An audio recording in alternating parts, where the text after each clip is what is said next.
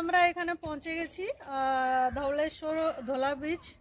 তো এখানে দেখছেন শিবজি বাহন বসে রয়েছেন। তা এখনো উপরে যাব, উপরে গিয়ে আপনাদেরকে দেখাচ্ছি কি কি আছে না আছে। আমিও জানি না, এটা অন্য জায়গা একটা, এটা ভুবনেশ্বর থেকে অ্যারাউন্ড আপনার 22-23 কিলোমিটার। তো আমি ভাবলাম যে আজকে একবার যাই, আপনাদেরকেও জায়গাটা দেখাবো আর ছোট ছোট ক্লিপস করে আপনাদেরকে ডেফিনেটলি দেখাবো। আপনারা সাথে থাকুন। চলুন তাহলে আগে কি কি দেখছি।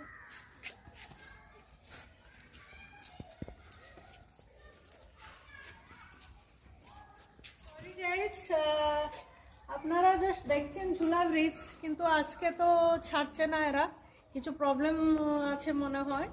তো আগে যে ভিউগুলো আছে আপনাদেরকে দেখাচ্ছি। না, সামনে আরেকটা ব্রিজ আছে না, সামনে নতুন ব্রিজ দিয়ে যেতে হবে। নতুন ব্রিজ করা হয়েছে, এটা মনে হয় কাজ কমপ্লিট হয়নি, এটা ঝুলা ব্রিজ বলেই বলছে এরা। তো আপনাদেরকে গিয়ে দেখাচ্ছি সামনে কি আছে। তো গাইস, এটা দেখছেন আপনারা, এটা হচ্ছে ঝুলা ব্রিজ। কত সুন্দর লাগছে দেখতে। এইটা হচ্ছে এন্ট্রান্স পয়েন্ট আর ওইটা হচ্ছে এক্সিট পয়েন্ট। ওই এক্সিট পয়েন্টে একটা মন্দির দেখা যাচ্ছে, আপনাদেরকে দেখাবো এখানে গিয়ে। তো ওই মন্দিরটা হচ্ছে শিব মন্দির, ধবলেশ্বর মন্দির। আমরা ওই পাশ থেকে আমরা এখানে তো কিছু কাজ চলছে, তাই জন্য ওরা ছাড়ছেই না, এটা বন্ধ করে রেখেছে।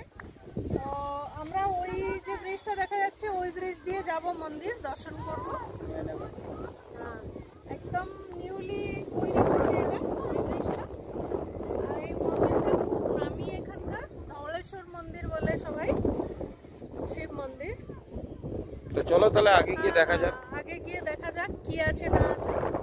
এটা হলে এটা পুরো ফুট ব্রিজ ছিল একদম। চলো তাহলে আগে চলো, চলো যে।